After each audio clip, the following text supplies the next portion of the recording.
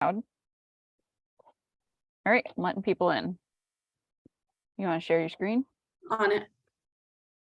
Woo. We've done it. So profesh. Got it. Here they come. Oh, I can't turn that off. Interesting. Can't turn the waiting room off, so. Interesting. Well, welcome everybody. We're gonna get started in a few minutes.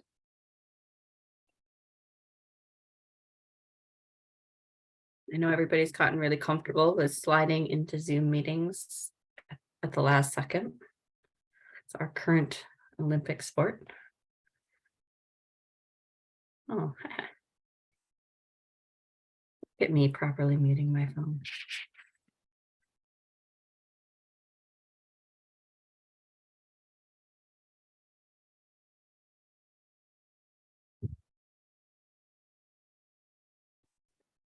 Hello. Hello. Thanks for joining us today.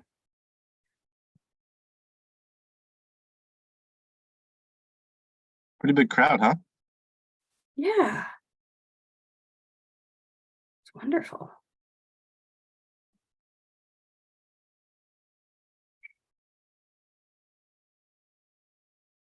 Give it just another minute.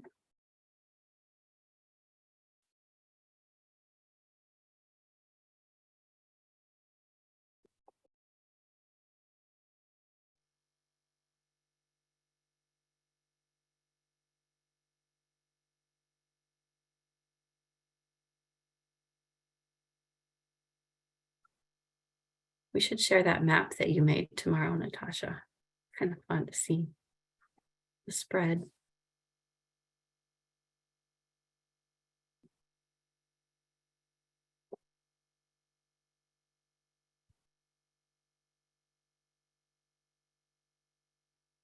It looks like people are still entering at a good clip. So I'm going to hold off for just another minute before we start the real intro.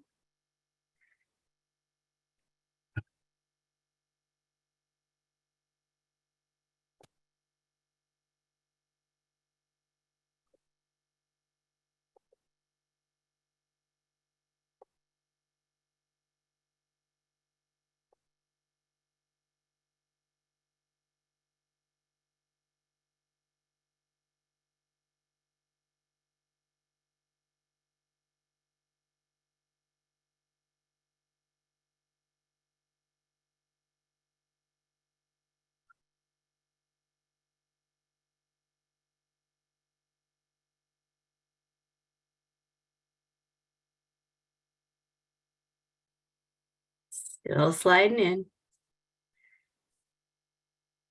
I'll give it one more minute.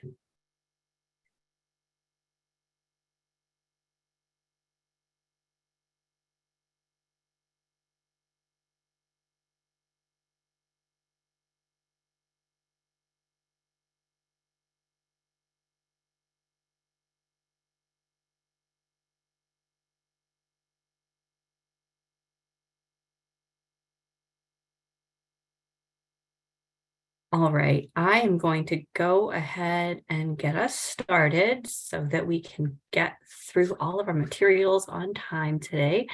This is the first session of both the SEED conference and the NOFO New York Winter Conference. So I wanted to take just a moment to welcome everybody into this space. We're really glad that you can all join us for another Zoom conference. It's nice to at least be together, if not be together in person. And we're delighted that you can be here for the SEED conference, and also really encourage you to take advantage of the entire NOFO Winter Conference. If you haven't had a chance to download the app yet, because you access this through the links that we sent out, we really do encourage you to go ahead and add that app, because there's a lot more functionality for the whole conference that way. And there's a lot of really interesting sessions that you can explore by doing that. And I also just want to note that this session is happening at the same time as a couple of other really awesome sessions.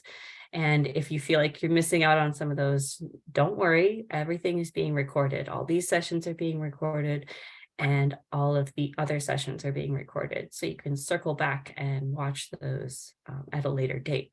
One of the great benefits of still being online, I guess.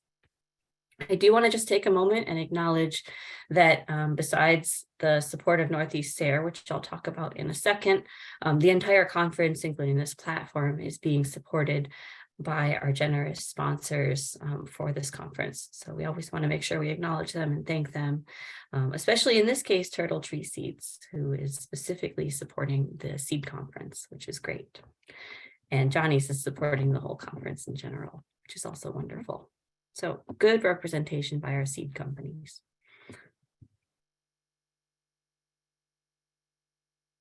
And now I'll talk a little bit about what we're all doing here today together.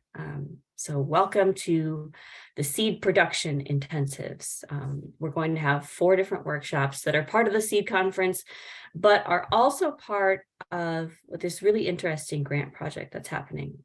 We have a grant titled Increasing Capacity to Produce High Quality Regionally Adapted Seed to Enhance Northeast Biosecurity and Diversify Markets, which is a lot, but the crux of it is that SARE is supporting both research and education to train a group of seed growers and seed stewards throughout the Northeast so that we're able to produce more of our seed locally. And I am the coordinator for that grant. I'll give you a quick intro to me. Mostly I'll be just helping to keep these sessions running smoothly, so I won't be doing intros as a topic presenter.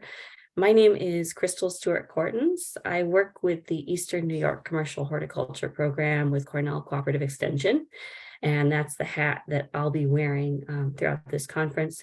I'm also a baby seed producer, so I am learning along with all of you. I've got a couple of years of seed growing under my belt, and I'm just really excited that we're able to provide this opportunity and to learn with all of you together. This grant was funded because this work is incredibly timely. I think we all feel the need to be working on seed together. And I'm really excited that we have the opportunity to look at seed through a variety of lenses together.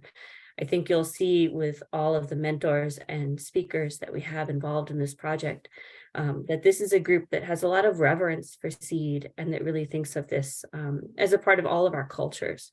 So we'll be talking about production, but we're also really thinking about seed as an essential part of our lives. So this is a wonderful space to be in. I'm just delighted to have all of you here. Just to give you a little bit of an orientation to what we'll be doing today and tomorrow, the goals of these 4 sessions that we have together are that we're really introducing a bunch of topics. If you leave one of these sessions thinking, man, I really need more information, then we've done our job. Because what we're trying to do here is get you excited, get you interested in a variety of seed topics. And then folks that are willing to commit to working together will move through a 7-week production course. And we'll be having roughly 65 commercial seed growers and 30 indigenous seed keepers doing that together in this year. We've already maxed out the enrollment for that course for this season for the commercial seed keepers. So if you're one of the folks that we've told is on a waiting list, do not despair. It just means that you'll be joining us in the 2nd year of this project. So we'll basically repeat all of this again next year, and hopefully with a little bit more in-person work in the winter of this next year. So it'll be an opportunity to bring everybody together from the 2 years. So that waiting list is real. You really will get to do the seed course, but we can't provide enough attention to folks if we go over that number of 65. So that's why we capped it. Folks that do move through the seed course and then decide that they think growing a seed crop is for them will have the opportunity to work with a cohort that all grows a certain crop together, and they'll be paired with an experienced grower mentor. So everybody will be able to meet with that mentor monthly, check in, stay on track with their crop. And the goal is that at the end of that, we've already worked with a variety of seed companies who are committed to buying marketable seed. So if you are looking to grow seed commercially, we're working on making sure that you have a market. And if you're just looking to grow seed for your community, that's also wonderful. And we'll make sure that you are able to grow a quality seed crop there too. This is also a great opportunity to create a learning cohort. One of the things that we know is that seed growing is a fairly emergent thing. There's established seed growers in the Northeast, but certainly not to the extent that we see with produce farmers. So the goal is to create a network of learners that can then also support each other in doing this work. And that's all to say, this is just the beginning. So as we move through these 2 days together, those are the long-term goals, and I think that we'll just get a taste for that in the next 2 days. A little bit more nitty-gritty about exactly what we'll be doing in the next 2 days. Today, we're starting off with the human perspectives on seed, and we feel that it's really important to start by really anchoring this discussion in those perspectives. So our mentors are going to provide their reasons for growing seed and also a historical perspective about seed. This afternoon, we're going to get into some of the nitty-gritty details of seed production. Again, this is just an intro. So it'll be a chance to think about all the different aspects of seed production, and then we'll dig into those during that 7-week course. And then tomorrow, we're going to have a really interesting discussion about the value of seed, and that is going to encompass both economic and social values. So we'll be really looking at that idea of value with a couple of different lenses. And then we'll look at the seed shed. And if you haven't heard that term before, I think it was coined by Kay Green. And they were really thinking about this as the idea that a seed shed is like a watershed, and that it's being contributed to from all these different places, and then it's going into a variety of different places. So we'll be examining that concept together. And then in the afternoon, we'll have an opportunity to start building a little bit of community. And we acknowledge that building community by Zoom is challenging, but we're up for the challenge. So this will be an opportunity for folks to meet fellow seed enthusiasts from your geographic region, hang out with the mentor, and learn about where the course will be going after this. So we'll talk a little bit more in depth about how the online course works, what the next steps are, etc. So if you've gotten to tomorrow afternoon and you're still really excited, we really want to see you there so that we can actually spend some time meeting each other somewhat face-to-face and having a little bit more personal experience. And I do just want to reiterate that there's lots of plans in place to have face-to-face meetings throughout this. We will be having opportunities to visit farms and get together throughout this grant. So this is a start, and it's a great way to bring a bunch of folks together. So I'm actually going to stop sharing. And I'm going to invite all of the leaders of this course to introduce themselves. And I'll call on you just to keep things organized. But before we get started, I just want everyone to put names with faces, just hear a little bit about where everybody's coming from, and then we'll move into the meat of our discussions for the day. So I wanted to just start by introducing Amirah Mitchell from Sista Seeds.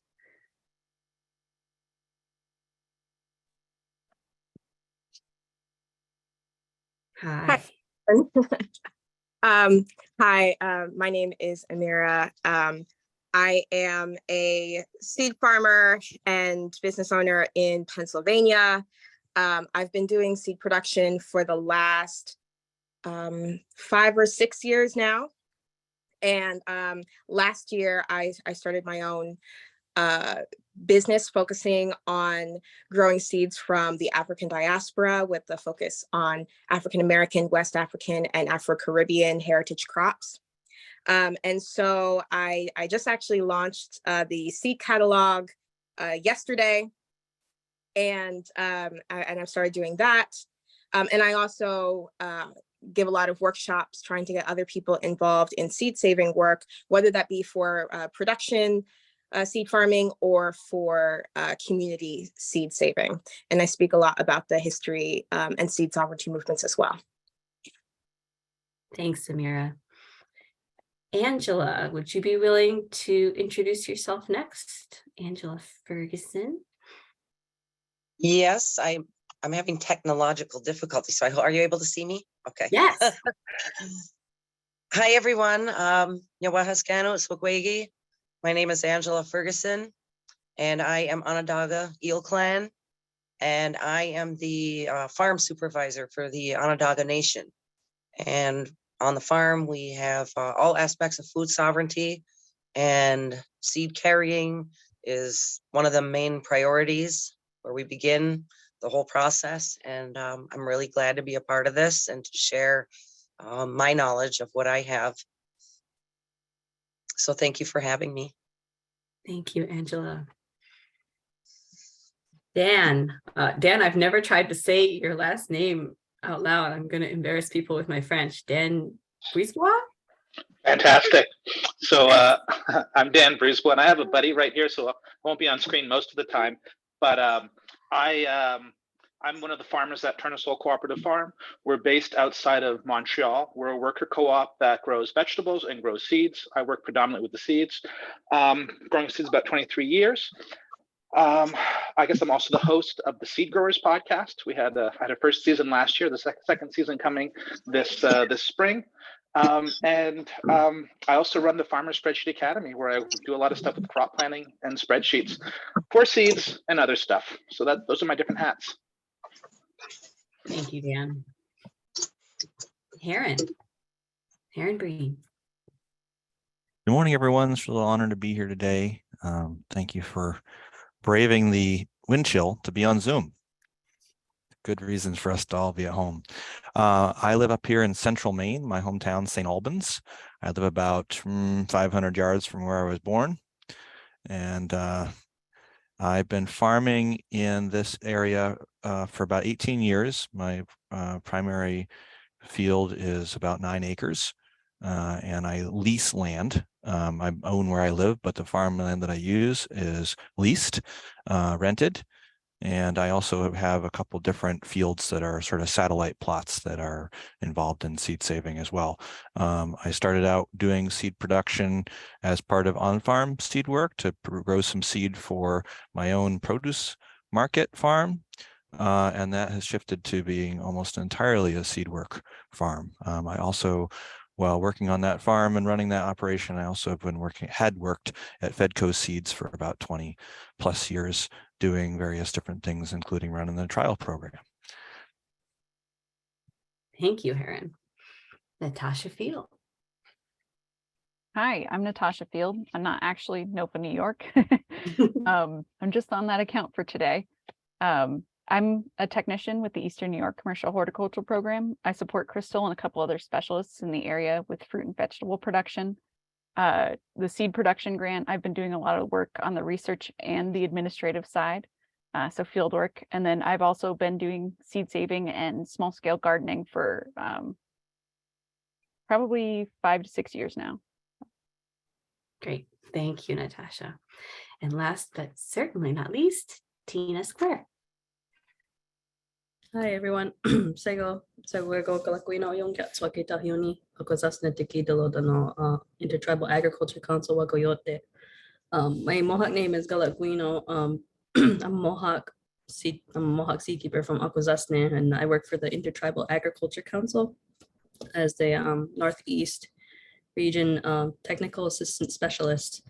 So part of my work is to support tribal farmers in the Northeast, serving to make sure that they are able to navigate USDA programming or, gain support that they need to continue their food sovereignty efforts. And I apologize, I'm a little bit under the weather today, so my throat is a little funky, but I'll do my best.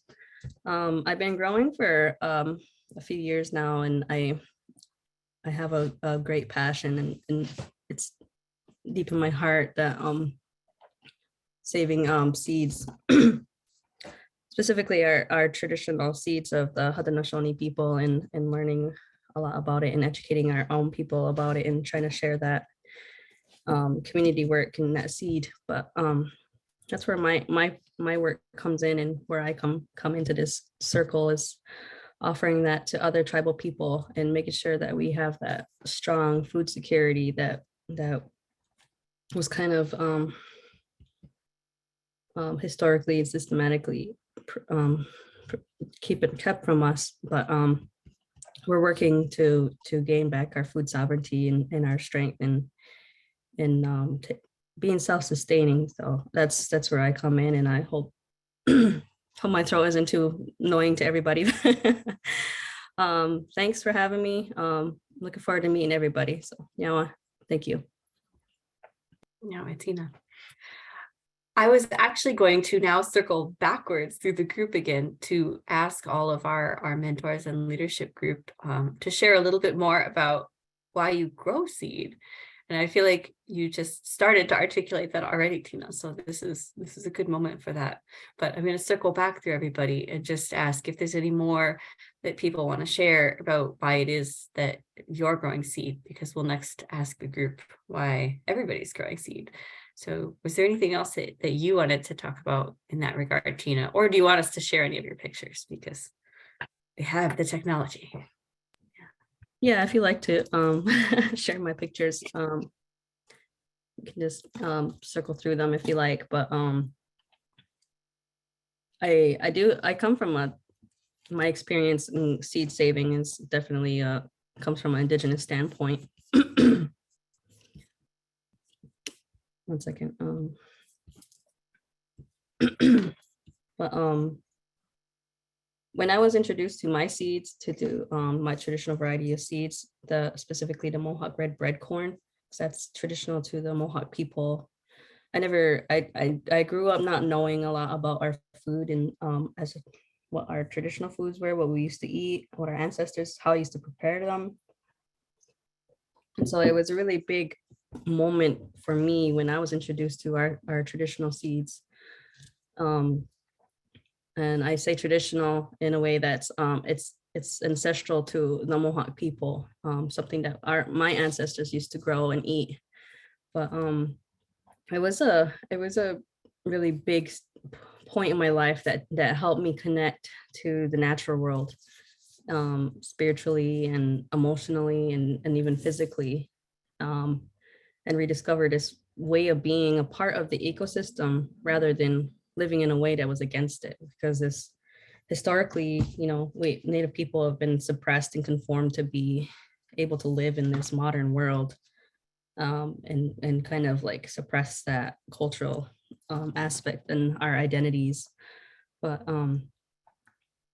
we find a lot of our people are struggling to break away from that now, and that was my way of breaking free from that in a sense.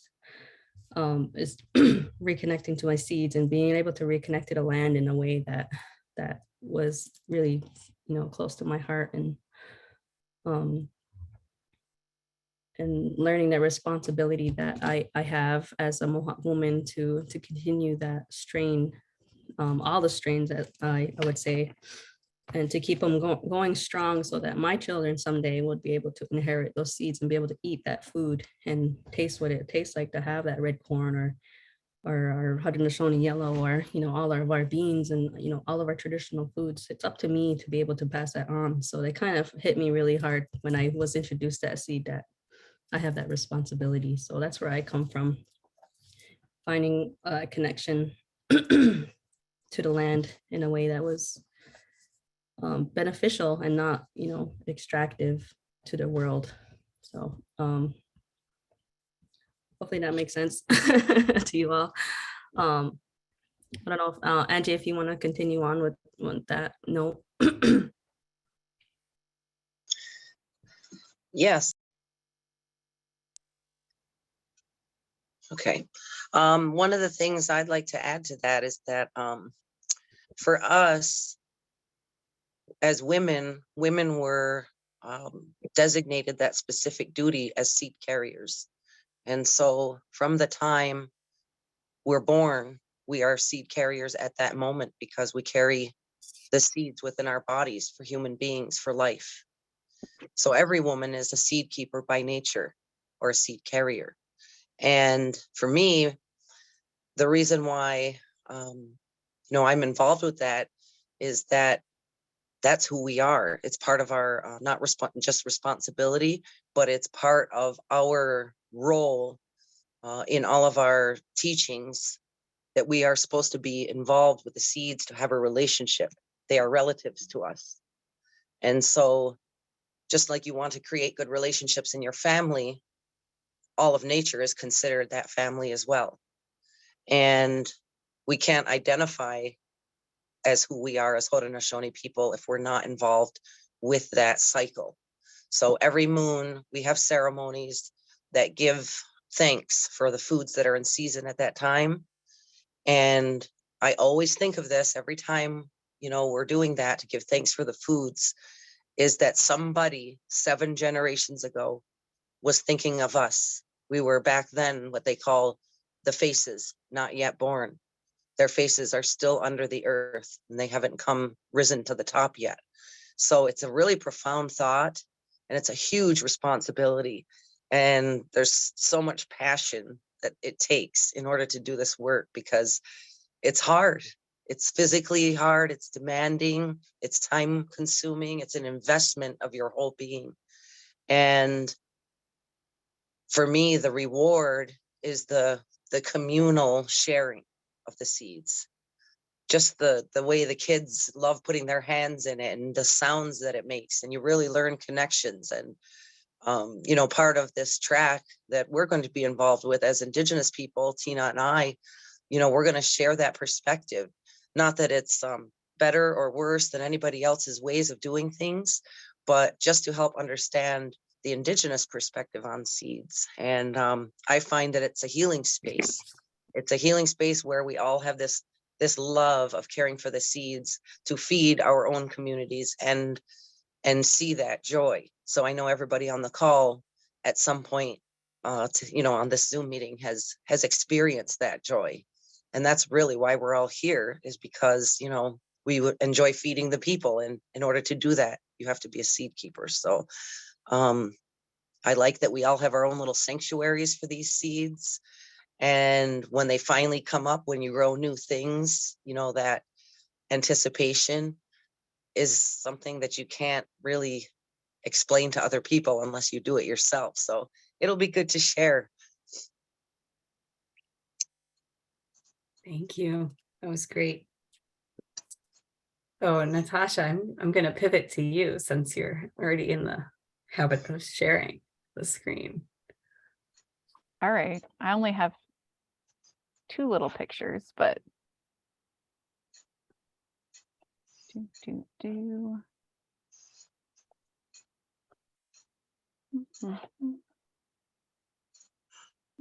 All right. So Actually, it unshared. oh, good. That's nice. Of course. Helpful. So I don't have, as necessarily a cultural connection. I grew up on a farm, but it was not a seed farm. It was a farm for growing fruits and vegetables. And so that started it. But one of the main reasons I save seed is because, to be frank, I'm kind of a picky eater. And so when I grow seed and save it, and I grow varieties that I love, I can make sure that I can get them and grow them out every year and be able to provide food for myself that I enjoy eating. And it's delicious. And so there's a bunch of different varieties here that I grow on a regular basis and save the seed from. And then the other reason is just because it's fun. A lot of the different things I've grown, even if I don't necessarily eat them, I can share them with other people who will use them or pass them on. And you can find such a huge variety of different things to grow. On the left, it's sesame seeds. The center bottom is a soup pea, and then chickpeas on the far right. And so the variety of different things you can grow and save seed from is just, it's so much fun. So that's why I do it. That's all. Thank you. Heron, would you like to share a little bit more about why you grow seed? Yeah, thank you.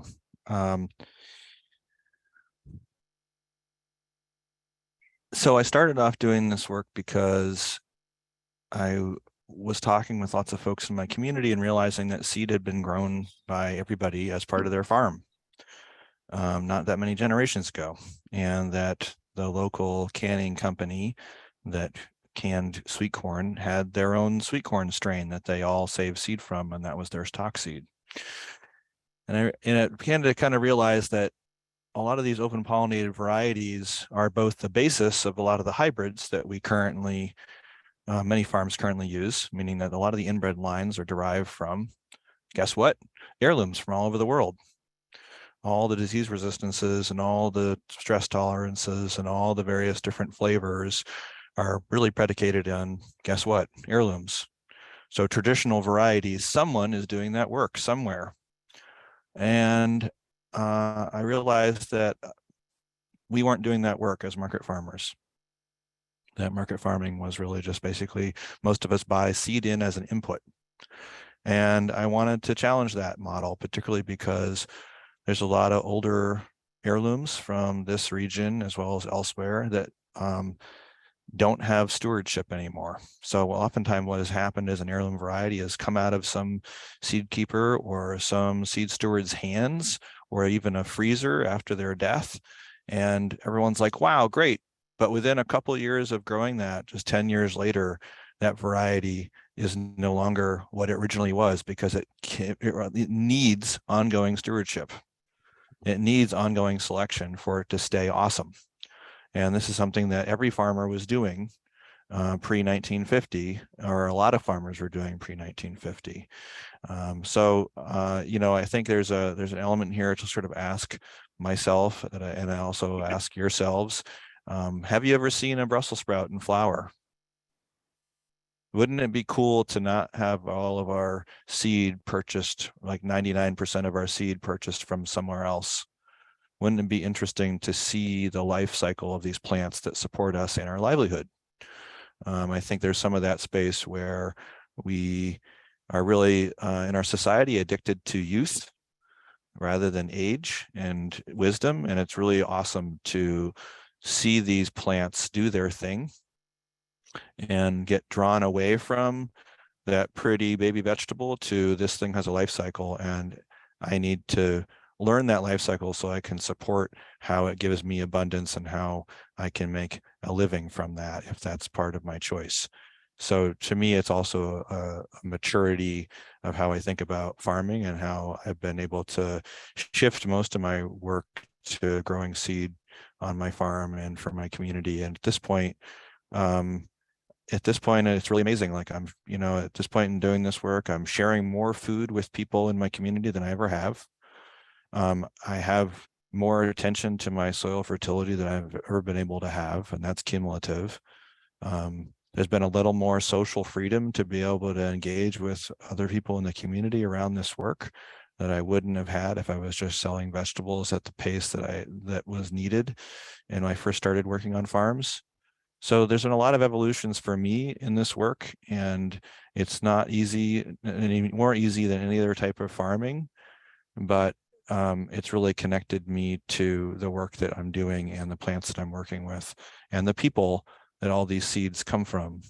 And that awareness is sort of like, I've been saying this recently, is that seed is baby food, not baby food. It could be baby food, but it is baby food. And that's, without this seed, we don't get to eat. And without people that take care of seed, we don't get to eat.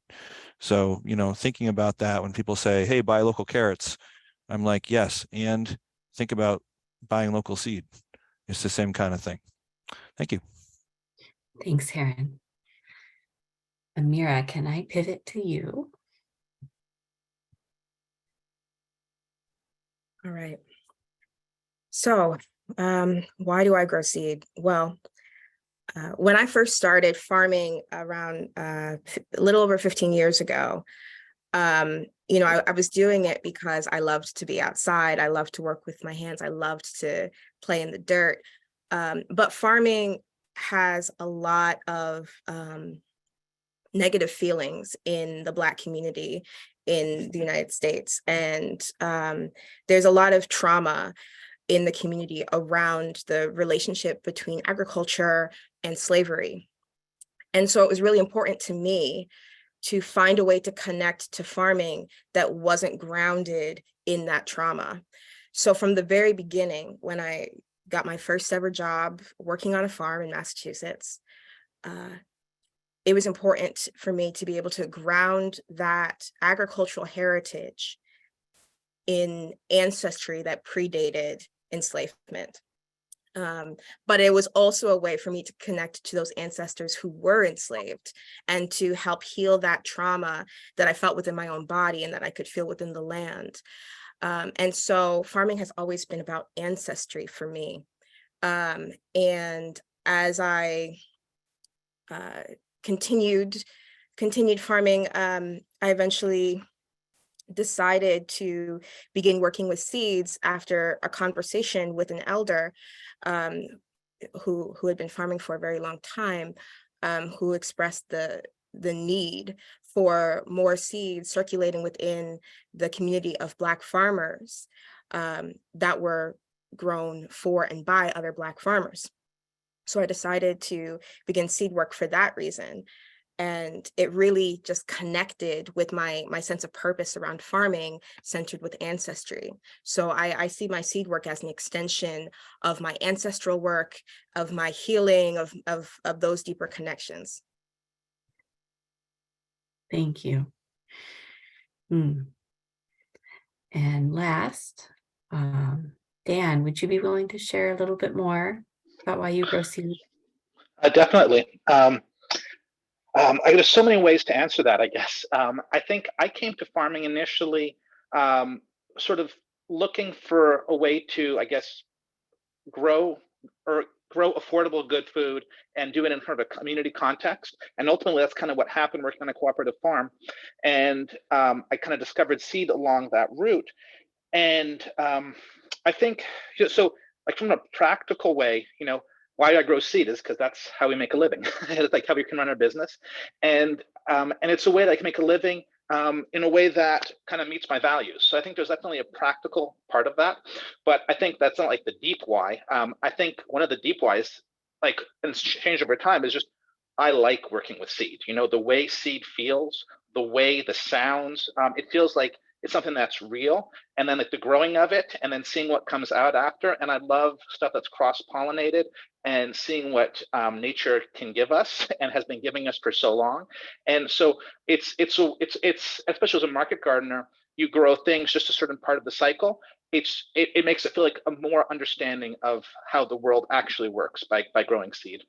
And another, like, I'm a market grower also of vegetables, and we got flowers too, but I think growing seed on our farm is also a way to illustrate to other market growers that it's something that you can do on your farm. Now, you don't have to have a seed company. And that's kind of like why I like talking about seed is I want other market growers to do this too, because I think it's something that's important for us if we want to keep this knowledge intact, and we want to get better at stewarding those varieties. I think it's important for more people to be doing it. And I guess my specific community and niche is market growers, and that's where I'm trying to have the most influence. So that's it. Great. Thank you to all of you for sharing about that. And I hope that what all of you heard resonated with you in many different ways. And we're actually going to pause before we move into our next section and ask all of you if you'd be willing to share a little bit about why you either are growing seed now or why you'd like to grow seed. And we're going to do that using a tool called Poll Everywhere. Natasha just put the link into the chat that you can use to access the polling. And we're going to be able to see everybody's live responses. You can respond up to 3 times. So acknowledging that there's many reasons that we grow seed. And we'll actually be saving this information and be reflecting back on it as we're thinking about the course. The course being a fairly living thing, we will be changing it based on the needs of everybody that is attending. So let's hear a little bit about why you want to grow seed before we move into our next section here. We'll take 2 or 3 minutes to collect responses here. I know it takes a second to orient to how this thing works. Somebody figured it out, early adopters.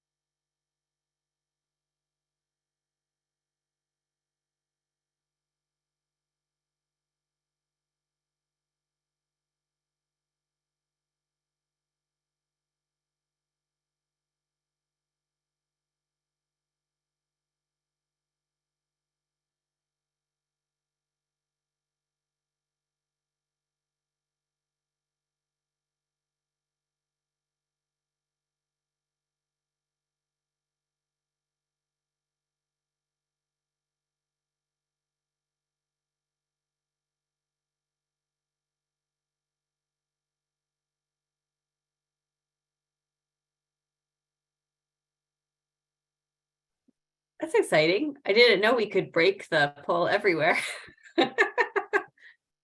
See, we're always trying new technology, and sometimes it works and sometimes it doesn't. If folks were unable to respond in the poll everywhere, please continue to write those in the chat. We will actually save the chat transcript and record all of these because it's really helpful to learn about why you're doing this. This is great. So keep them coming.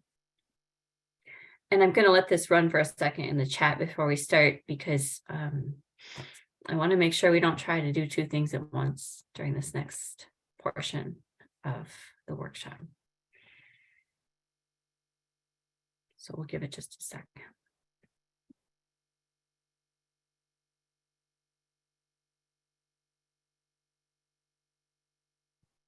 Okay. Oh, they're still coming. Give it just a second more. This is awesome.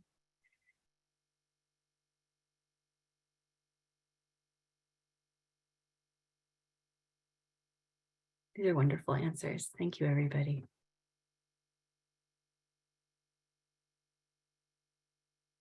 Give it one more minute. This can also be our little stretch break.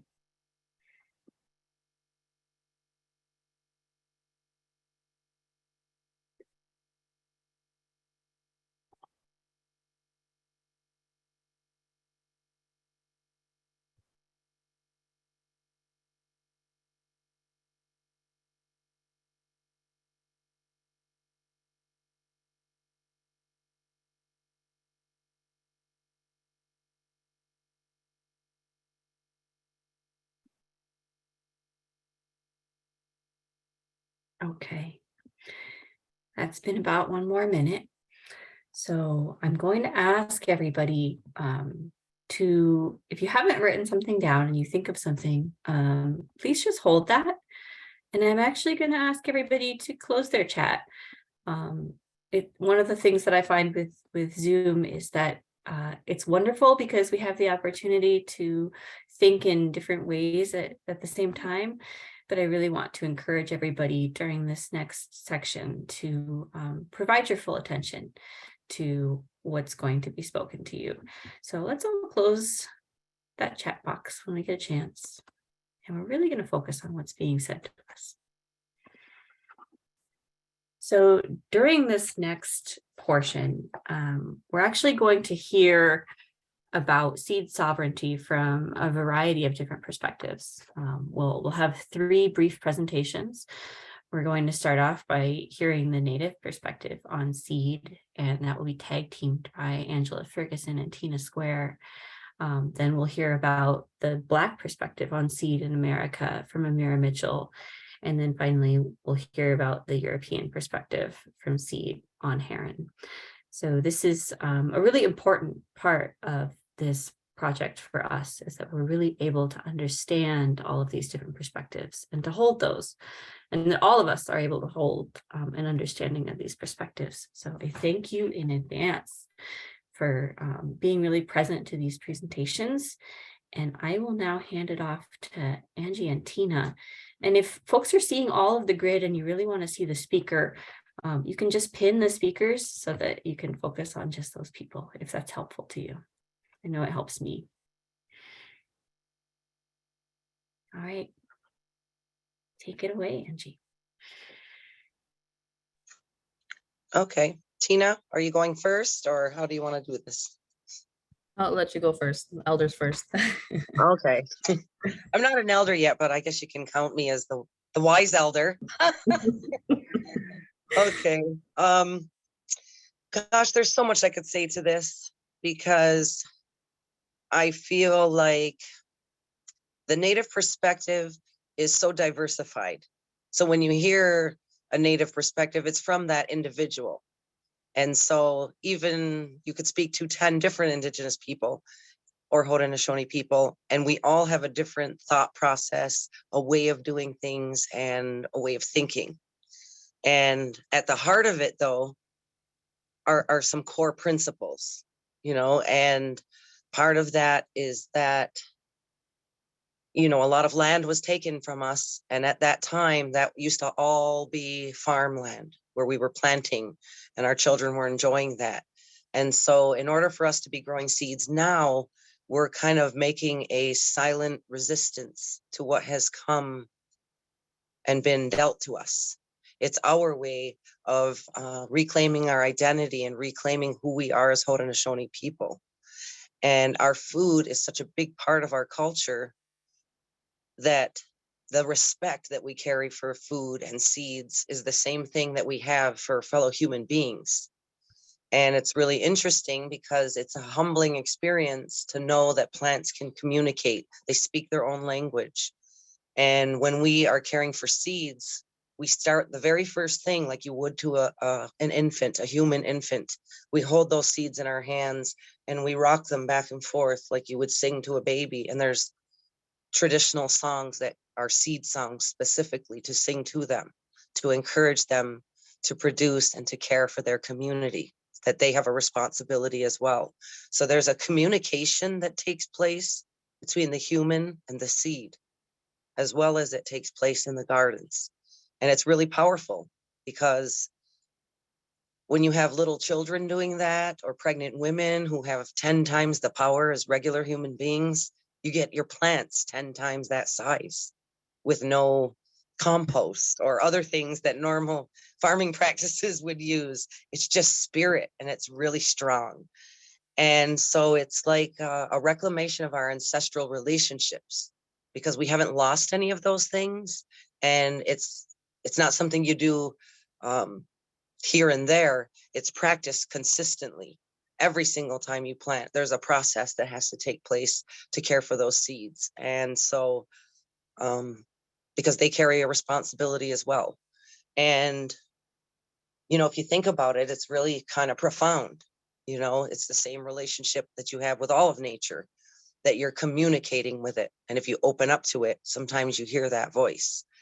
And they're so amazing because one of the practices that we've done since time immemorial was always climate adaptation. They didn't have scientific words for some of our Haudenosaunee practices, but that's what we did. And that's the scientific word that explains what our culture was based around seeds.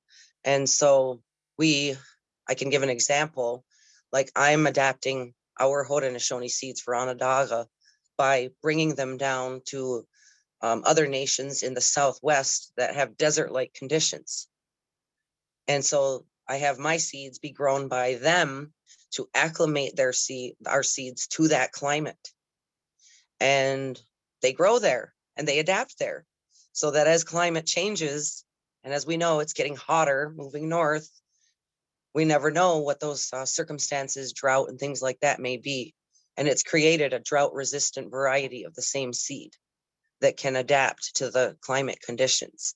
So that's how powerful. I think of it like people, when they move to a new town, it takes a little while for you to adapt, a couple of years to get to know your environment and the people in that community and all that. Seeds are the same way. So they know that they have a job as well. And through that process of that seed trading, that's what was always the basis of our Haudenosaunee economy. And seed was used as trade. Seed was used, corn was the very first form of human currency, from hunter-gatherer to the stationary people that were willing to stay put and plant. And so all of us here, even the people who are not indigenous to Turtle Island, still had that same, we all started doing that from corn.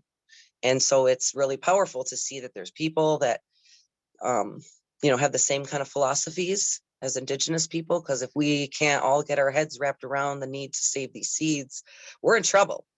And so we have to get a lot more people interested in doing these seed grow outs and things like that, because we saw food shortages. We don't know what the future holds. And our Haudenosaunee perspective is always to prepare for that. And so one of our things that we do in our own community is we put seeds away for long-term storage, with the goal of having a 7-year supply of food and seeds to grow for the entire community for 7 years. So it's a lot of work, and And I'm seeing a lot of prophecy times happening here. And we've been told that there would be a time where the eagle people, which are the people that are residing on the turtle's back of North America, and the condor people who are caring for the southern portion, which is South America, would be reuniting in these times of change. And a lot of the people from South America, because of the deforestation, are now bringing their seeds up here in the Northeast for us to grow them. So I'm actually seeing that play out in my lifetime. So it's good to hear that everybody, you know, we're on this desperate mission to get the seeds for the world and keep them going. Tina, you want to add to that? I'll try. You put me in a tough spot. It's hard to follow up after Angie. I have so much respect for Angie, for you, and Onondaga, for the seed farm, or the farm that you have there in Onondaga. All the other tribal nations really look to Onondaga for example of that, of how to save our seed and food storage and what we should be doing. And they really are the heart of the Confederacy in showing us the way that we are all supposed to be. And I think that applies not only just to the tribal people, but to all people. We should be putting our food away and putting seed away, because someday if you know, hopefully not, but you know, if it becomes a time when it's hard to grow food, and you know, seeds will be so precious. It'll be the most precious thing we can own and we can have in our hands. And so just want to I guess add to that, just saying that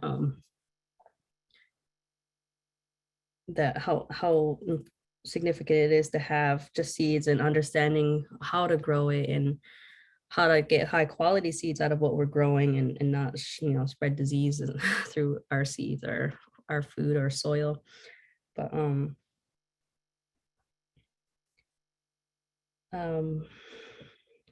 back to the seed sovereignty, I guess, on an indigenous perspective, we can go back and say that, like, as in Ungwahuma people, we our food is really important to us. Just to reiterate a little bit of what Angie said, and just to get understanding, the way that they say that culture is the definition of a way of survival. And a lot of our way of survival has become who we are as Ungwahuma people.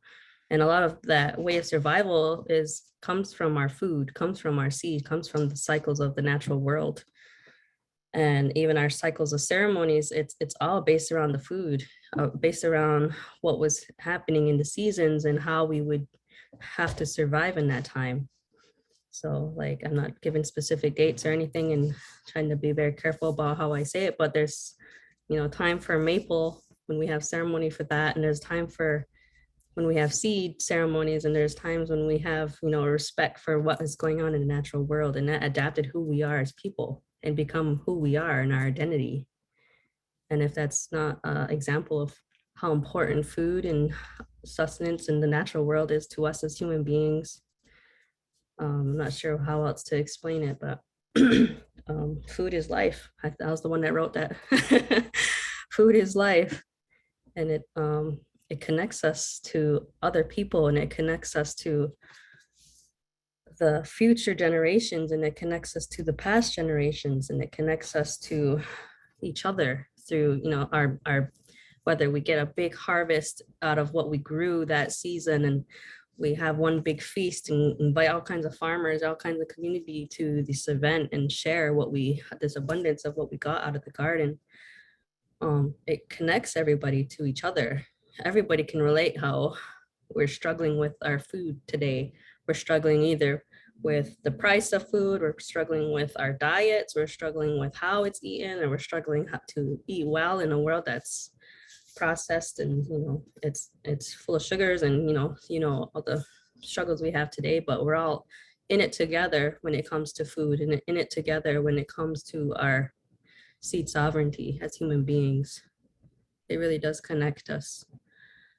But yeah, and just I think a lot of our cultural practices just really reiterate that. Like, I was always told as a Mohawk person that when someone comes to your house, you are supposed to offer them food. Even if you don't have a lot, you offer them whatever you have.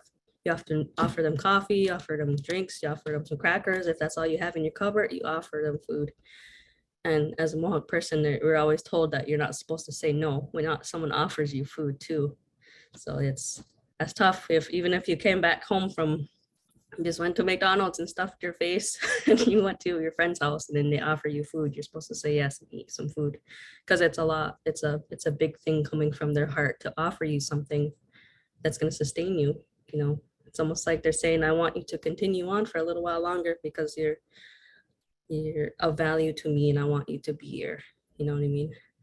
If that makes any sense. But that's my perspective as a Mohawk woman, as an Indigenous person on seed sovereignty and food.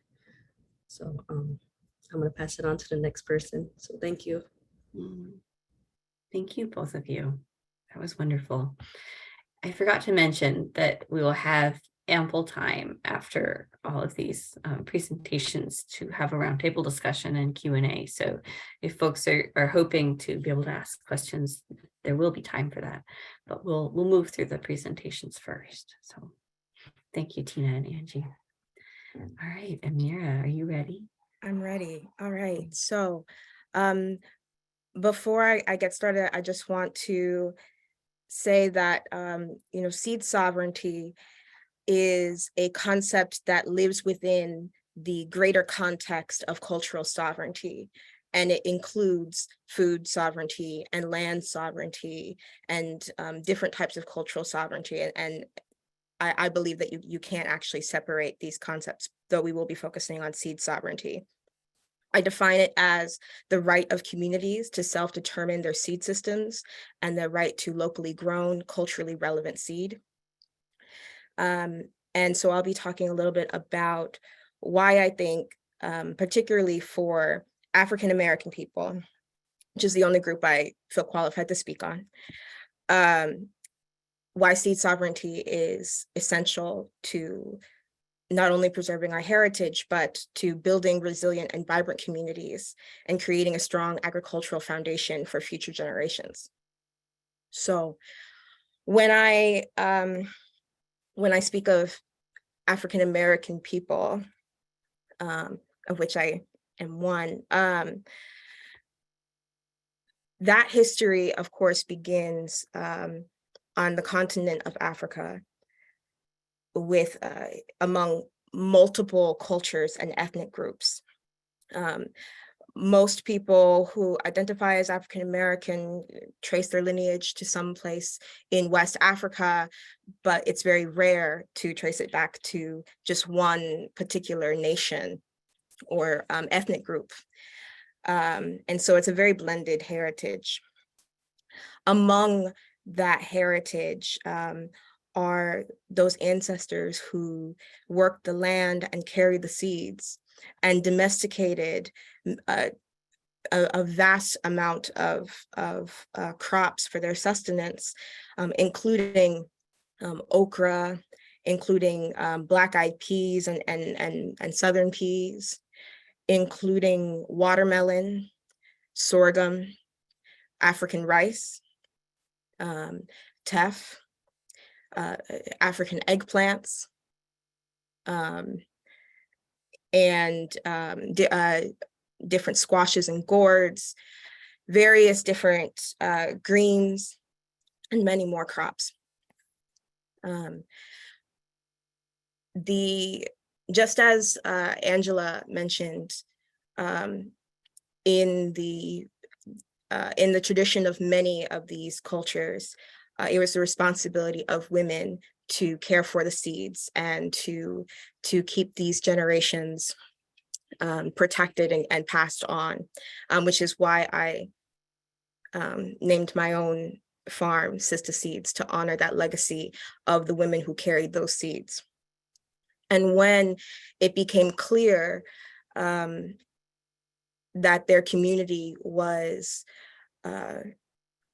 going to be captured and led into slavery, the women the elders would braid seeds into the hair of their daughters and their granddaughters, not knowing where those young women would be sent, but knowing that wherever they ended up, they would need to carry their seeds with them, to bring with them the means to sustain themselves and their families, and to carry on that tradition and those stories. That story of braiding seeds in the hair is one that has been passed down, and it has been reported and told over and over and over again through diasporic communities in the Americas, through multiple communities. It's a story that you can hear in different communities in the Caribbean, as well as in South America, as well as in the Southeast United States. This is the same story because this was the tradition, to carry the seeds in their hair when you did not know where you were going.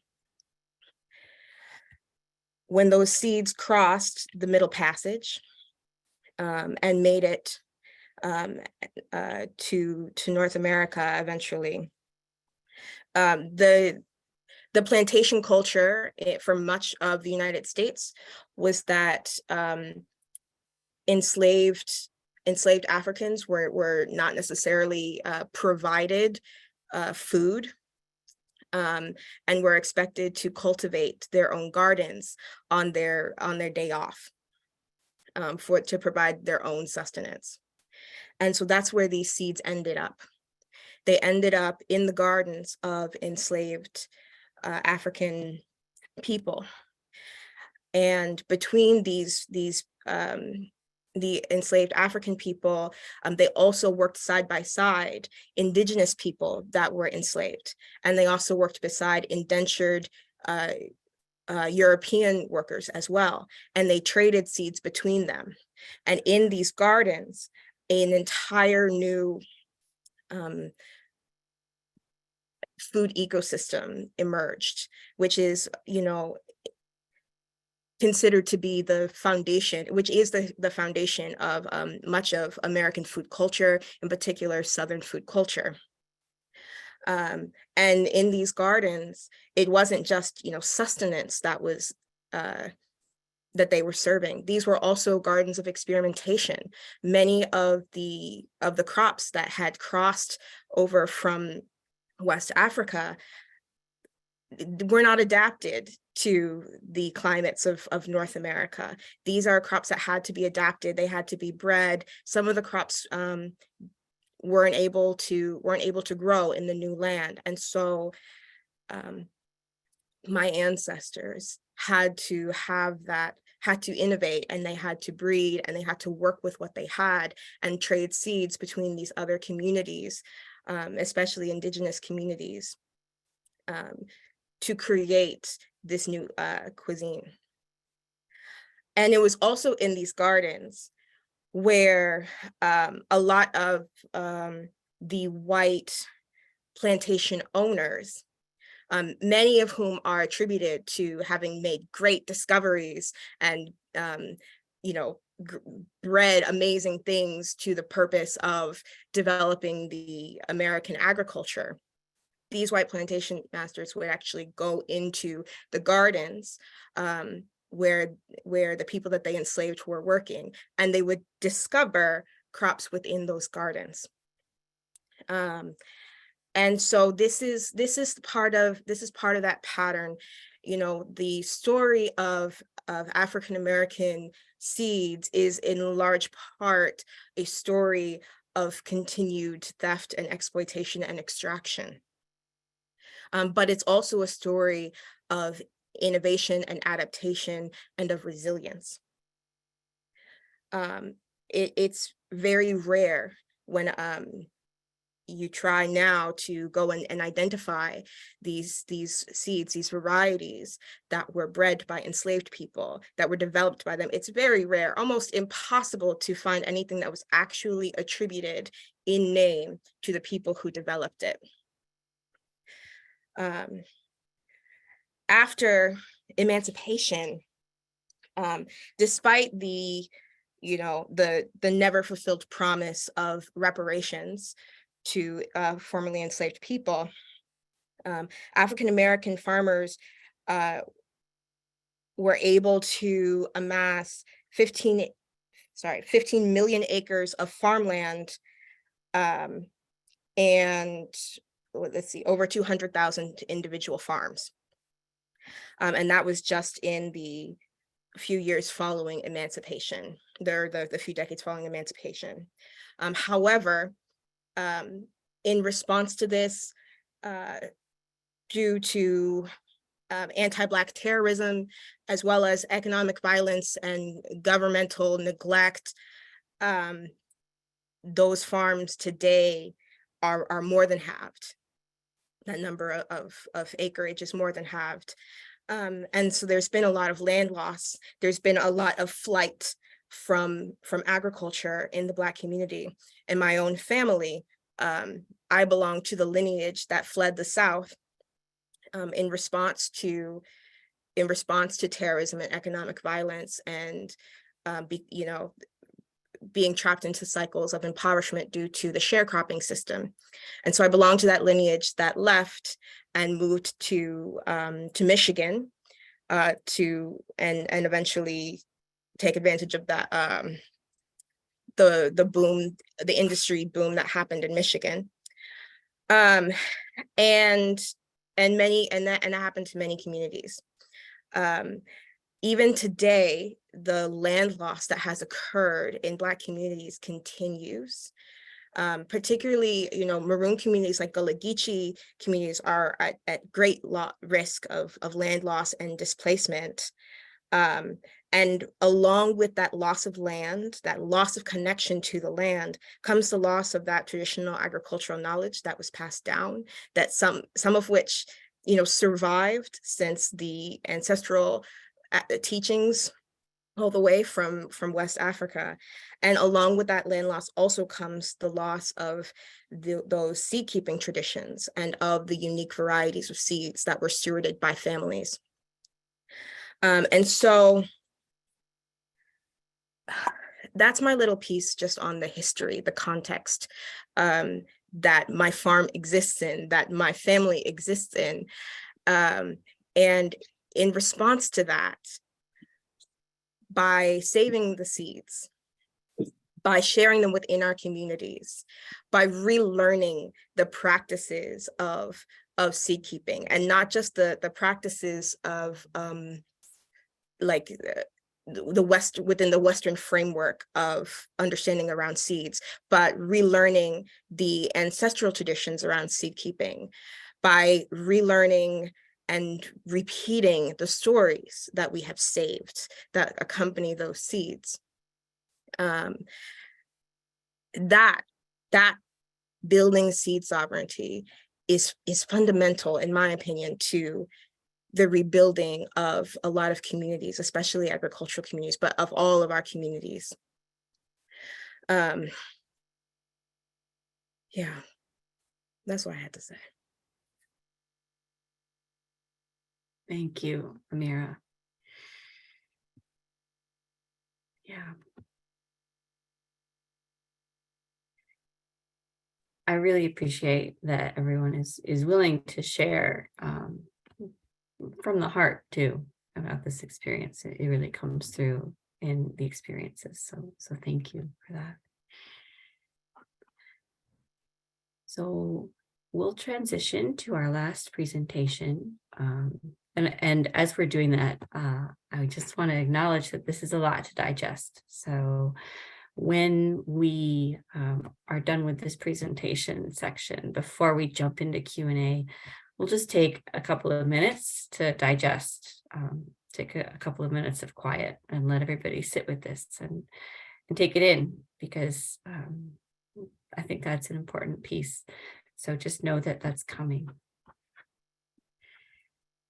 All right, Heron, are you willing to step in and do our last formal presentation? Yes, please. Do one of you have those slides that I was hoping to share? Yep, Yes. I can share those. Crystal, if you want me to. Yes, please. The rise of the seed industry, correct? Yeah, it's the one.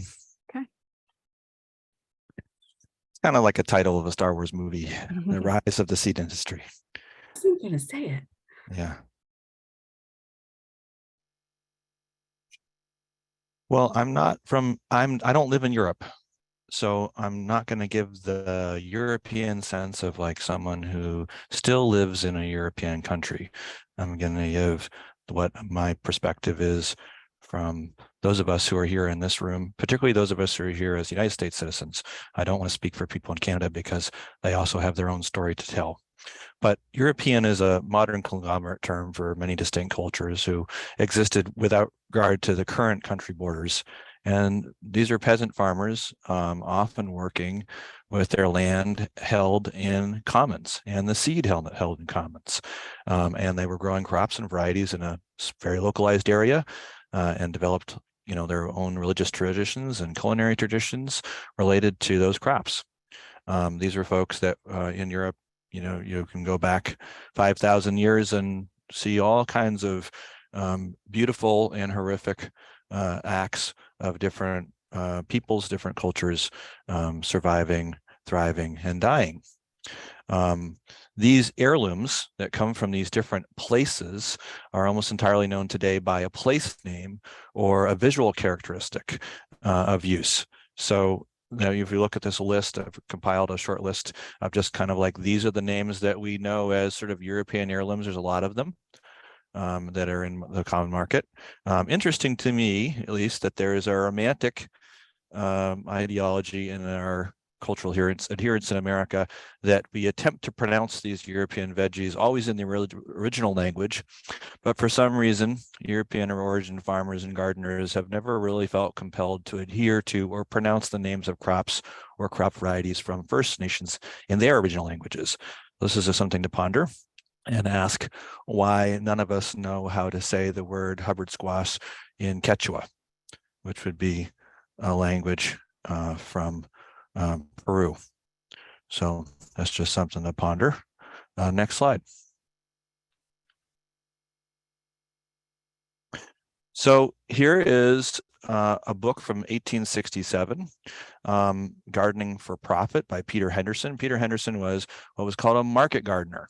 And that was their term at the time for market farmer.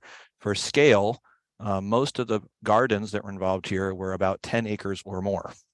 So garden does not mean like a small plot in the backyard. In this situation, this was a 10-acre plot was considered to be able to be managed by one adult with basically hired help, which was often teenage or young people in their between 12 and 16, because a lot of people weren't going to school. So this is a chapter about seed and seed raising. If there is one thing of paramount importance in vegetable gardening, it is purity of seed. And for this reason, every seed that it is practicable for us to raise for our own use, we grow, no matter what the cost may be.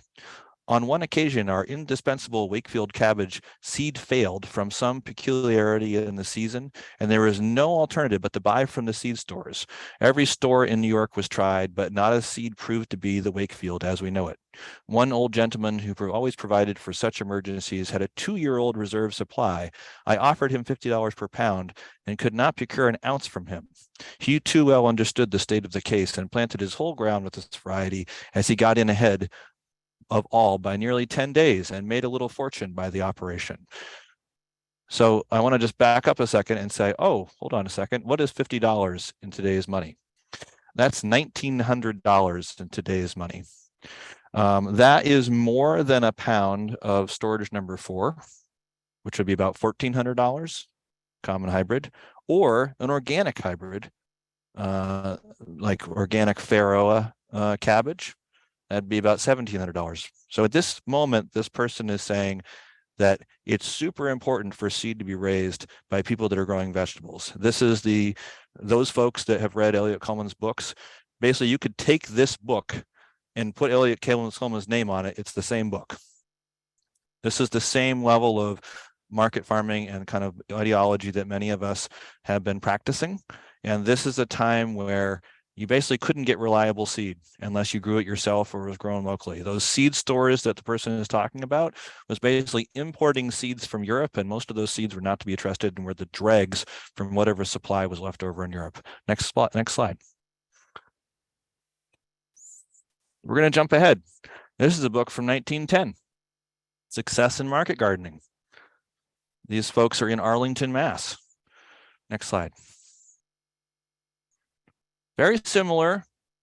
You jump ahead about 40 or 50 years, and basically they're saying, you know, perhaps we might truthfully say the most important of all points in gardening is the right selection of seeds, for without good seed, the care and expense devoted to selecting and fitting the land or procuring and using implements, fertilizer, etc., is all bestowed in vain. By good seed, we not only mean such as will germinate properly, but that such is true to name and is of very best selected strains. It is proper in this connection to say that no one need to get seeds such as we have spoken and at such absurdly low prices as much cheap stuff is sold for. Better to pay twice the market price for an article that is first class in every respect than have poor trash, even if it is had as a gift. On the next page, he talks about seed growing, or a couple pages later. Everyone who makes market gardening a business is obliged to raise at least a portion of the seed which he, forget the gender, plants, and in order to do this successfully as regard to its vigor and productiveness. And so as to obtain the choicest of each kind, great pains must be taken in the selection and care of seed stocks.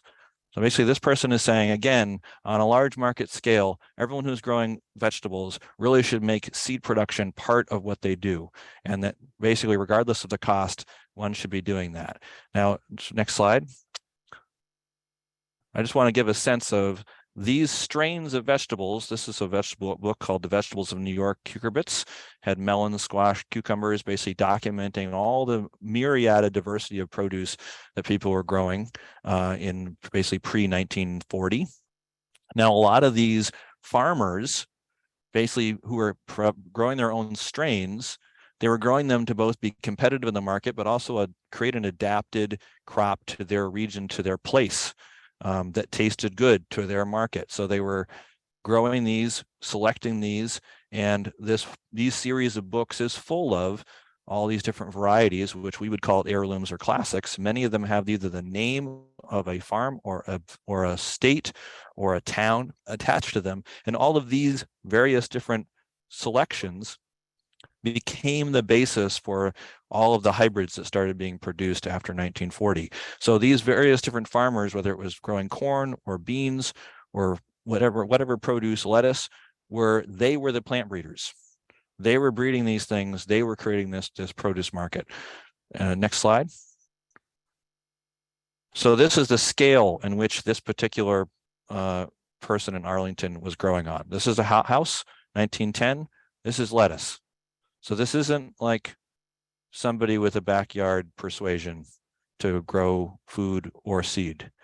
This house is full of lettuce seed that they grew for themselves. This is all lettuce from their own seed. And this is supplying the greater Boston market. So this is when all the areas that are now outside of Boston were farms. Next slide. So folks would become kind of experts in seed saving or growing seed. And oftentimes you would get known that if some farm was good at something, that, hey, I should buy some of my seed from these folks. And so this is how the very first seed companies started, was really these farmer families or even a group of farmers who were known for growing good seed. Other people would start purchasing from them locally, from their really good select strain. This packet is actually from around the turn of that same, around 1910. What I love about it is the upside down, the turnip and the turnip going each direction. And this is from Brockville, Ontario. Next slide. This is when Hubbard squash meant green. Blue Hubbards weren't really popular until after 1940. This is when they just said Hubbard, they meant green Hubbard. This is another farm family that became known for growing seed. And you can see it's grown by this particular company in New York. So folks in their area were growing seed for everybody else in their area. Next slide. Another way that seed was used in common with farms and farm families was that there was local canning companies post-Civil War. And this was another way of a bunch of farmers growing one particular thing and having that processed locally and canned. And each group of, whether that was a cooperatively owned cannery or the farmers themselves or the cannery itself, someone was hired to select the stock seed and grow the seed for everyone else to grow that crop. So somebody in that group of farmers was selecting the Boston marrow squash so that everyone else in this who supplied this Portland, Maine canning company was using a select strain of seed. Next slide.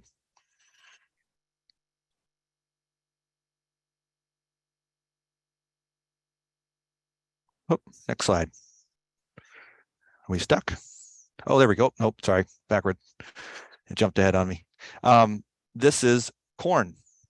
So this is another one of our legacies as those folks from Europe that have come here, is as Angie and Tina and Amirah have explained, is that we brought our own seeds. We also took other people's seeds and other people's land. Sweet corn, as we know it, comes out of seed derived from indigenous communities in the Northeast. All sweet corn that we know it as now, it comes from that origin point. And the original corn, all sweet corn, was white that we adopted or took. And the original corn was called Cory corn.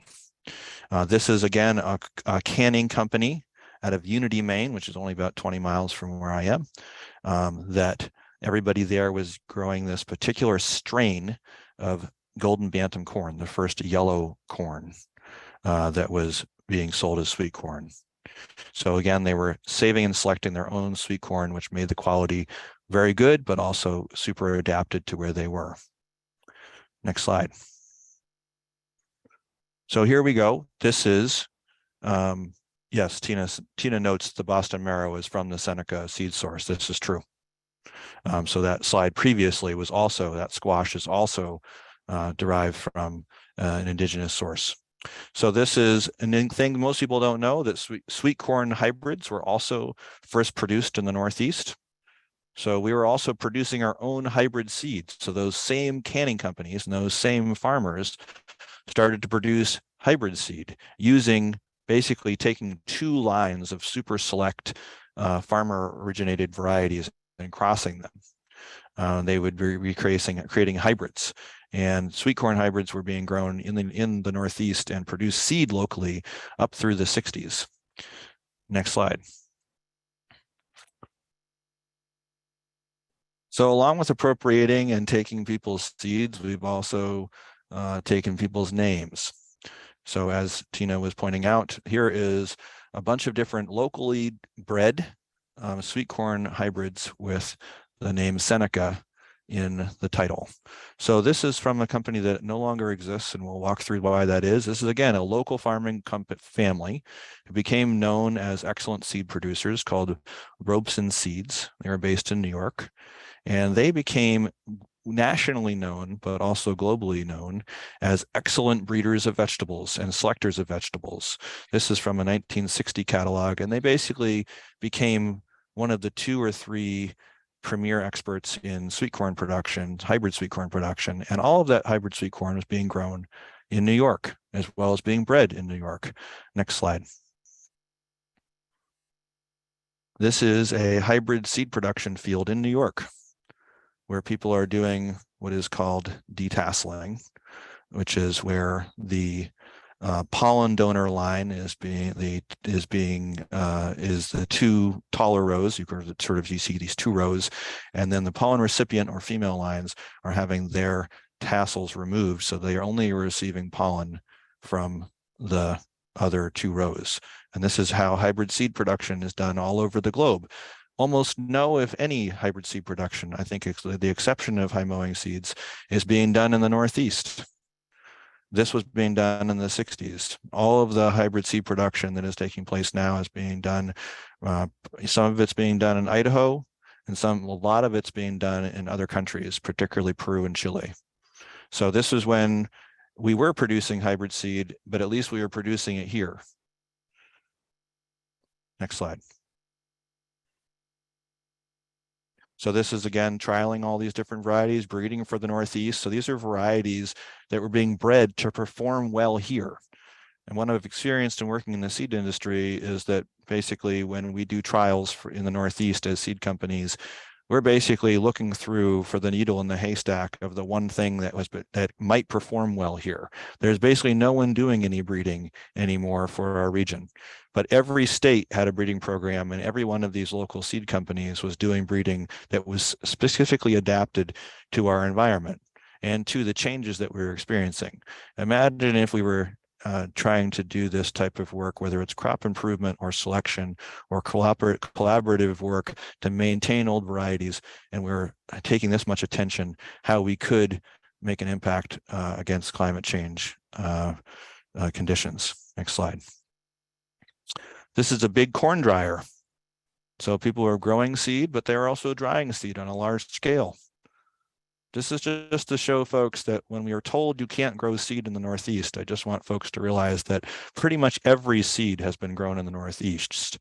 So Crosby's Egyptian beet, there was all kinds of beet seed being grown in the Northeast. That's a variety from Massachusetts. Danvers carrot is from Danvers, Massachusetts. People are growing carrot seed in the Northeast. There's a number of broccoli varieties and Brussels sprout varieties from the Northeast. Next slide. Now, we as the European experience, like most of, up until very recently, this was a mail order thing. Up to before about 1900, it was mostly, common trade, meaning face to face. Once we got past the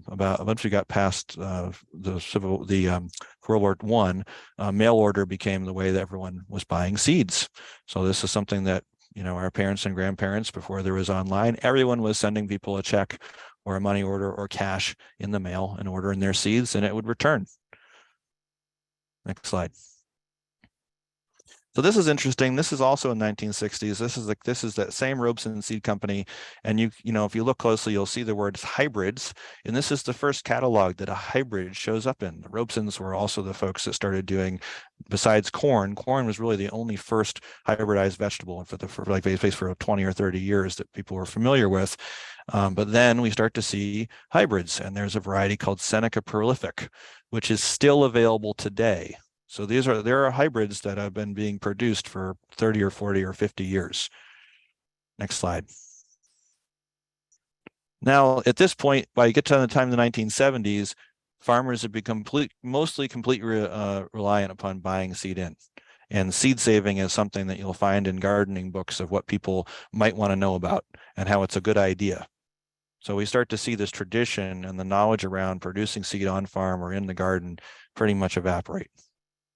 And so that skill set has been lost. There's a lot of books that go back into the 40s and 50s and beyond about growing seed on a farm scale that are specifically suited to the Northeast, but there's very few resources currently because that skill set's been extinct, pretty much extinct, and we're reinventing it. Next slide. So here we have the garden seed trade catalogs, Agway, wonderful local seed, another group of folks, like it's actually a cooperative, was breeding seeds. These are all places that were breeding seeds and selling them. Asgrow, Associated Growers, that is a company that was actually started in Connecticut, became a nationwide amazing producer of seed over the course of 50 years. So these are all seed companies that started small. Agway was part of a cooperative that was started in the Springfield, Mass area and is now still a cooperative owned by a Southern cooperative. Next slide. So this is what's interesting is Seminus, and this is where consolidation starts to occur. An investment company basically got together and started buying up all these local seed companies. And these varieties are now in the Seminus garden. So you see the Robeson Seed Company, which was a New York-based company, had bred all these hybrids, and this bigger investment group started buying up Asgrow and Seminus and all these folks. Next slide. So here we are again, more of the same. Next slide. So what happens is Seminus gets basically intentionally sold to Monsanto. Monsanto does what Monsanto does. I'm sure we've heard of Monsanto. Monsanto is now owned by Bayer. And now we have, this is what the industrial seeds structure looks like. So if you'll notice, there's no arrows going between seed growers and farmers in this chart. So there's no direct supply between seed growers and farmers, or seed growers and gardeners. There's no direct supply between farmer breeders and farmers, or seed growers or gardeners. Next slide. This is a chart from 2018, basically showing the massive conglomeration of seeds. A good portion of market farmers buy some, if not a large percentage of their seed from people on this chart or related to this chart. Next slide. This is a chart which you can't see, but there'll be a link on there in a second, of intellectual property around things called patents. So in the early 1980s, it became legal to start patenting seeds. And that became confirmed in the mid-90s. And so now there's a whole bunch of different obstacles that keep people all over the globe, including you and I, from breeding our own vegetables and for doing this work. So we started small, where all of us were sharing seeds in common. And we've ended big, where most of us on our farms are currently growing at least some seeds that actually have patents. And many of us don't know that because the seed catalogs don't list them. And next slide. And those are those links. The philhoward.net is the link to the seed consolidation charts. And then Organic Seed Alliance is a great collaborative organization. And this is a resource around seed patents. Thank you very much.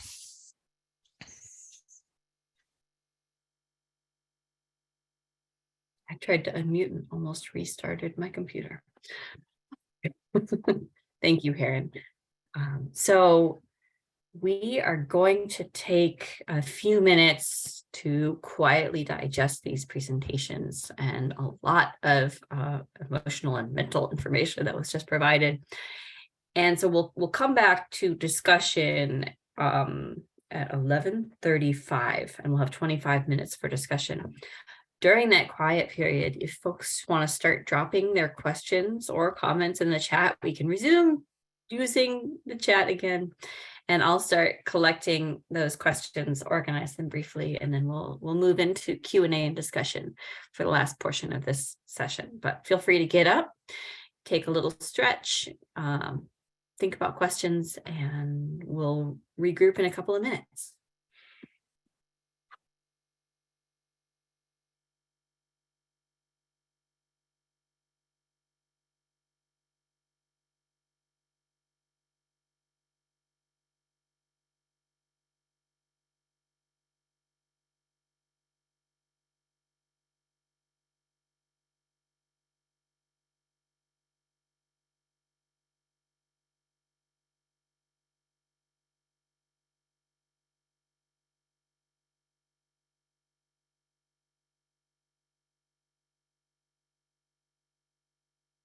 John.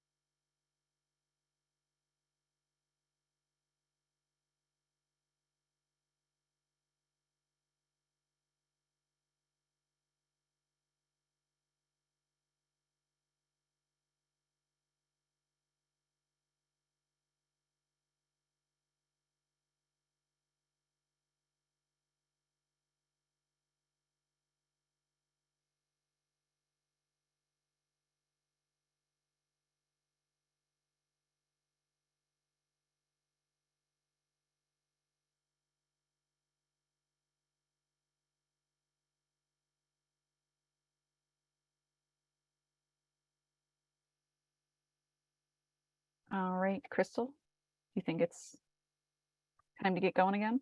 It is. I was frantically writing. For some reason, I have to put everything on paper. I'm some form of Luddite. But yes, we can go ahead and get started. So I will welcome back all of our panelists. And we've got a few really specific questions, and then I've got a few questions that kind of apply to everybody. So I've got one that Heron can probably handle in the chat so that folks can write this down at their leisure. Do you have a list of the reading resources that you were talking about, Heron? If you do, if you could drop them in there for folks, that would be appreciated. There was a question about whether or not seeds are eligible for SNAP. So can you use SNAP benefits to purchase seeds? Amirah's nodding their head. Is that a yes? So it's complicated. Basically, yes, you can use SNAP to purchase seeds, but you can't do it online. It's only if you do it in person, like at a farmer's market.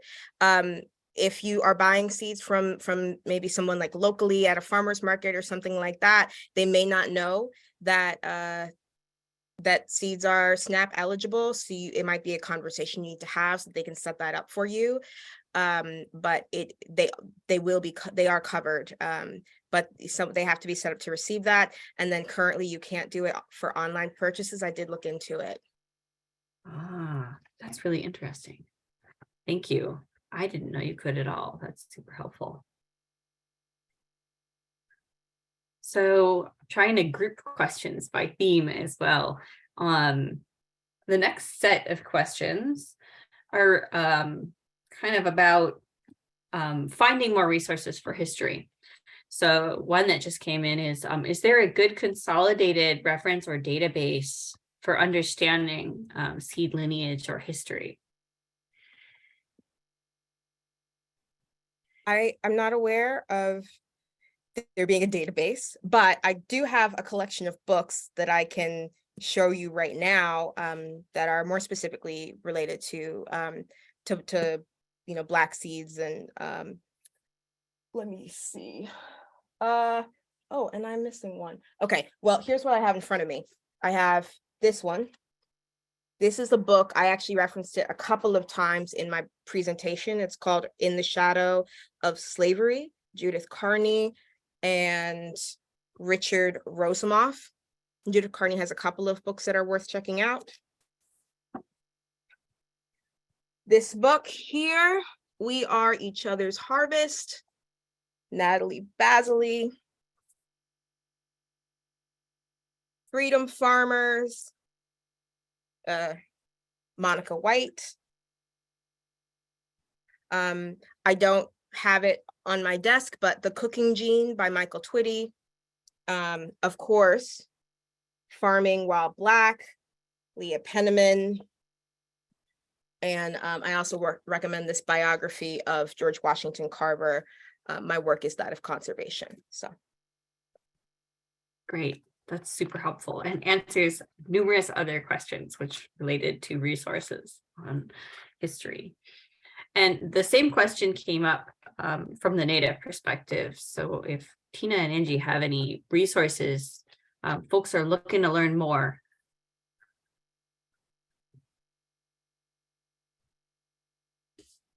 Well, coming from my perspective, I like to create human relationships and create that allyship and the trust based on our humanness first, because a lot of what we do as Indigenous people isn't something you can write in a book, and you can get guidance through the book.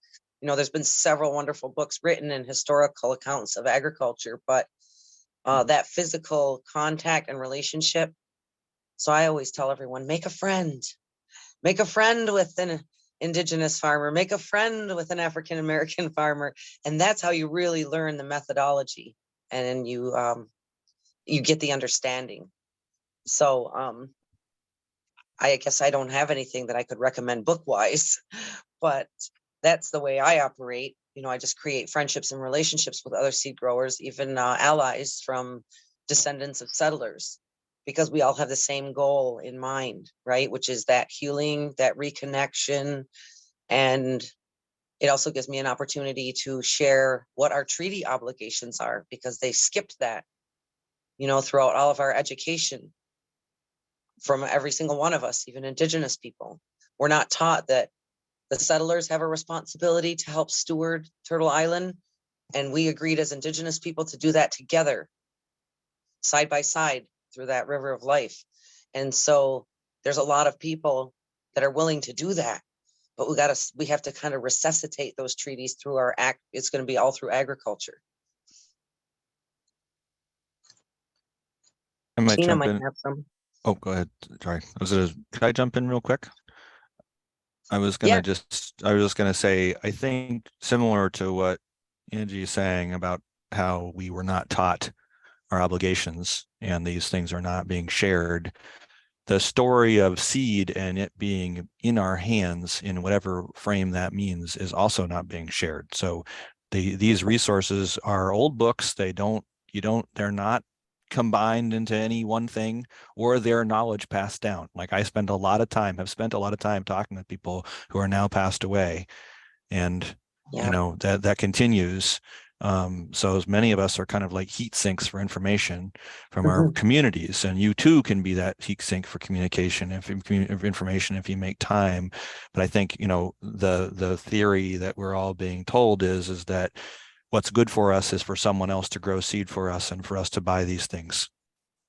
So it's not in anyone's best interest to tell us all these things. And that's why it's not being said, in my opinion. Right.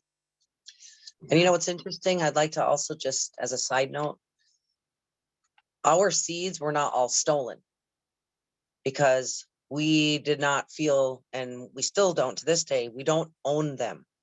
They belong to all of humanity because they were gifted to us by the Creator. And so when there were visitors that came here, we actually gave them a lot of things for survival, because we felt it was our duty and responsibility. So not everything, I don't want to blanket statement that to say, all of the seeds were stolen, all of the food was stolen. It wasn't. It was a shared relationship. And especially for Haudenosaunee people, because we were some of the first indigenous people that had contact. And so these historical things that we're going to talk about during this course, it needs to be reminded and remembered, so that it's not just a blanket statement that everything was this way or everything was that way. There's a lot of seeds that are now making their way back into Indigenous hands that had been cared for hundreds of years by non-Indigenous farmers who loved those seeds, cared for those seeds the same way we did. And they have family lore that goes through there. So it's a lot to absorb, because when you hand someone seeds, you can hand them seeds, but if they don't have any knowledge, what good are the seeds? So that's that's where the relationship comes in, to sharing that knowledge. So I just want to say that, so that the impression isn't just that all of our our food was stolen. It was a shared relationship. Yeah, that brings me really nicely into the next question that I wanted to ask, which is kind of a 20,000-foot question and sets the tone for this project moving forward. So I'm curious to hear from all of our panelists, grounded in this history, what do you want to see happen in the near future and in the longer term future with seed in our region? Just gonna go big, why not?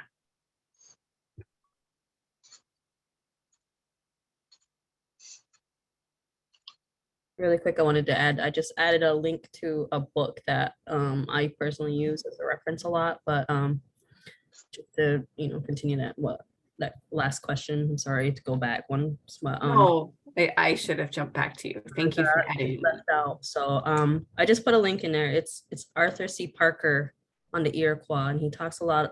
He is a non-Indigenous person who used to document what the Iroquois meaning the Haudenosaunee people, because that's not our name.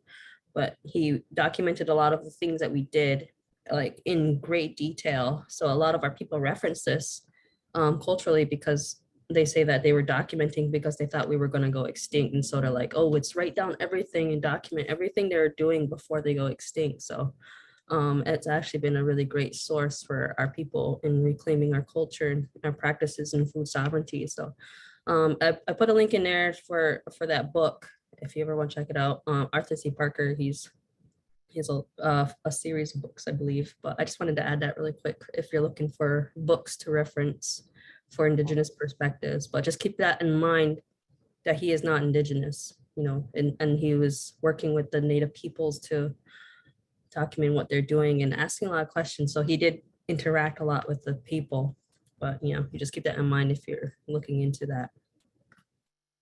Yeah, thank you. That's really helpful. And thanks to everyone that is putting resources in the chat. I'm seeing a lot of really useful information being shared, which is perfect.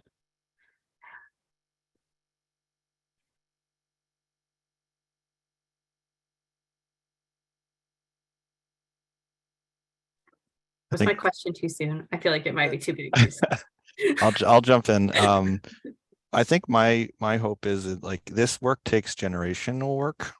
It takes time for those of us to hear and to shift our mindset, to learn, and then set a condition for other people to learn.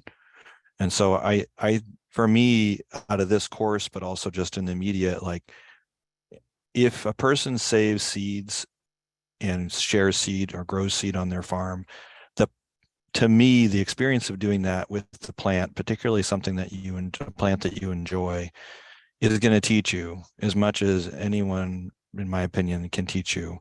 But that's like the jumping off point is to do it. So what I'd love to see is I'd love to see market farmers take on an heirloom or a variety or something, one thing even, to say, this is I'm going to learn from this. And, you know, and talk about what we mean by food supply and seed supply and start to imagine what that could be. Because I know we're not going to solve this overnight, but I just think people exposing themselves to the experience and seeing both how easy and how difficult it is makes us understand what we might have as a challenge. Yeah, thank you. I agree with that. I would love to see, you know, just as I'd love it if each, you know, 100 families was supported by a local farm CSA. I would love it if each, you know, 1,000 farms was supported by their local seed farmer, and it was a two-way relationship where we were saving seeds and all of the farmers were also saving seeds, and we were trading and having that back and forth connection between each other, so that it's not a one-way relationship of someone is producing and then someone is receiving the seeds, but we're all growing together. And also my personal mission is about connecting Black, Brown, and Indigenous people to seeds. And I want to see more people of color doing this work. And I want to see more people of color doing this work in community. That's great. Thank you.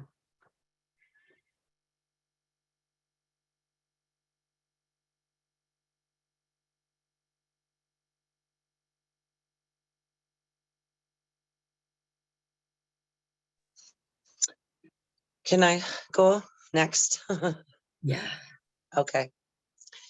So what I would like to see is not only our Indigenous communities feeding themselves once again, and my ultimate goal is to see all of our young people, and it doesn't matter what color they are, seeing young people understand the importance of caring for seed and growing your own food. And not only that, but participating in the cooking of that food for others. All of those things require selfless acts. And it also requires, you know, personal involvement, and you need help. Those things can't be accomplished shouldn't be accomplished by yourself. You know, you should be involved with others. That's where the true joy comes from, and sharing with others. So I would like to see all communities get back to that communal way. It used to be that way. And we're kind of reversing in time now. And especially in light of this pandemic, it's made everyone aware how important community is, because that's what we all had to lean on. And it came at a time where everyone is concerned about food. You know, we were so concerned for the last 3 years about getting a disease, right? And now our shift has turned to food. Now our shift is, do we have enough food to feed everybody? And if you need the food, you have to go back to where are the seeds? And we cannot, I would like to see where not these few conglomerates are in such control of the seeds, because it can actually wipe out the planet. Having, you know, they can select who they're going to eliminate when there's the seeds lie in a responsibility of somebody else's hands like that. Seeds are an asset that are supposed to be available to all human beings. Every single one of those plants that we're talking about here, no matter what continent or where they came from, originated as a wild food. It was something that was growing in nature and that we paid attention to, and that we realized, hey, if we create a relationship with this particular plant, it will feed us in perpetuity. And it doesn't matter what food you start with. So I think that there's some big concepts here when you come into seeds. There's some really big consciousness elevating ideas that you have to be open to, because it's fun and it's so thrilling. And we all know like how great it is to put your hand in a bin of beans or a bin of seeds and let them flow through your fingers. And so many people have not experienced that joy, you know, because we're in a technological age. So the importance of farmers and seed carriers and everyone that's doing this work, trying to keep it locally is what's going to actually heal the country, because then another place can't hold another community hostage because that food's not available to them. And so I think if we can do that communally and then share with the other communities, we're going back to what the original intent was when this country started for the settlers. It's going back to the Haudenosaunee values in all reality. And that was coming from our great law of peace, that only through peace will all humans survive. That's the basis of it. And that's why it's all based around food. So that's what I'd like to see. Sounds good to me. Thank you. Tina or Dan, you want to have a last word before we wrap things up, or folks in a good place?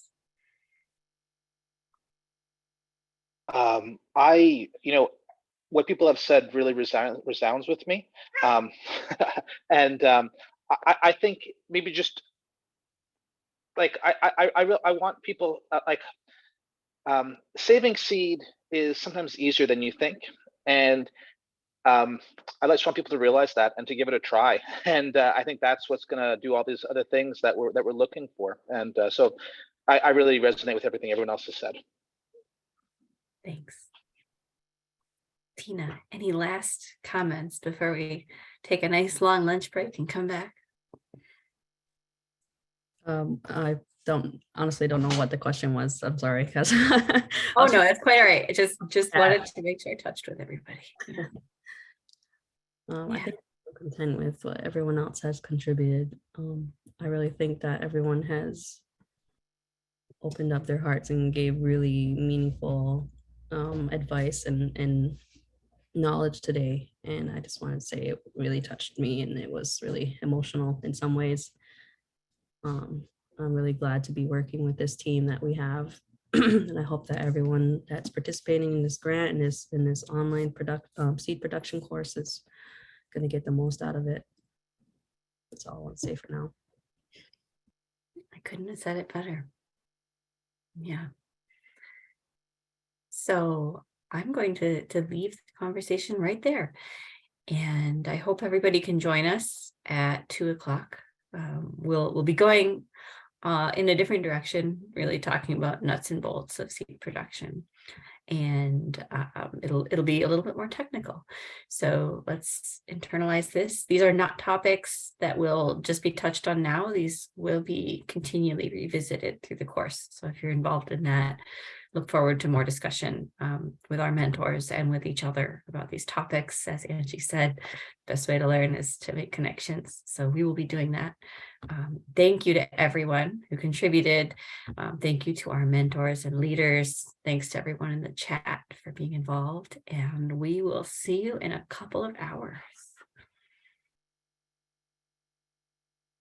And just double check when you get on for the afternoon session, which link you're clicking, because there's different links. So Yes, they're all unique. Great. Thanks, everybody.